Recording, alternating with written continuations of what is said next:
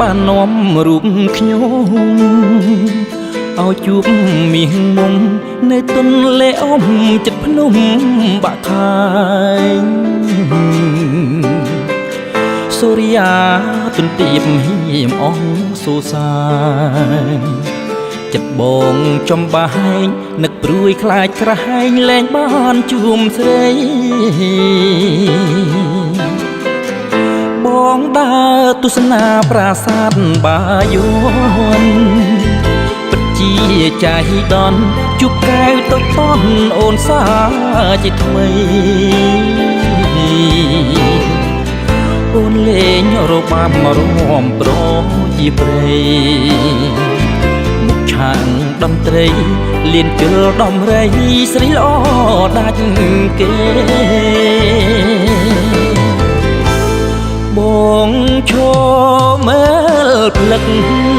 នឹកចង់ទៅក្បែរ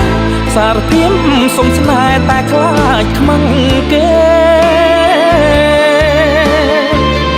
មិនដឹងព្រលាំងណាំងស្រុកណាទេអើយបងព្រួយទ្វេតើកែវមីងមេដឹងខ្លួនទេស្រី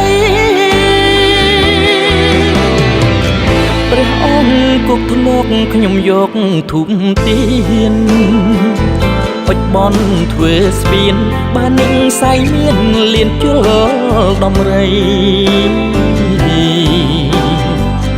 កន្លែងបងចាំជួបចរណៃ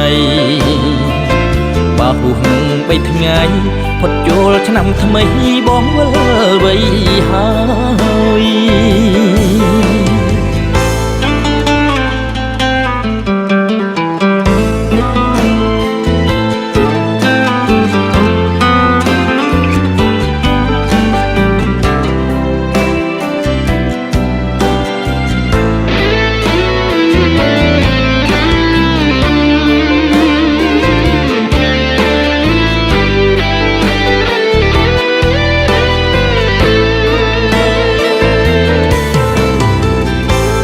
បងឈរមើលផ្លឹក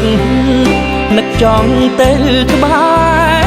សារភាពសុំស្នេហ៍តែខ្លាចខ្មាំងគេមិនដឹងព្រលាំងណាំងស្រុកណាទេអើយបងព្រួយទ្វេតើកែវមីងមេ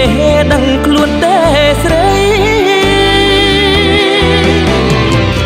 ព្រះអង្គគុកធ្លាប់ខ្ញុំយកធុំទៀនអុចបនធ្វើស្ពានបាននឹងសៃមានលៀនជលដំរីកន្លែងបងចាំជួបចរណៃបាហុង3ថ្ងៃ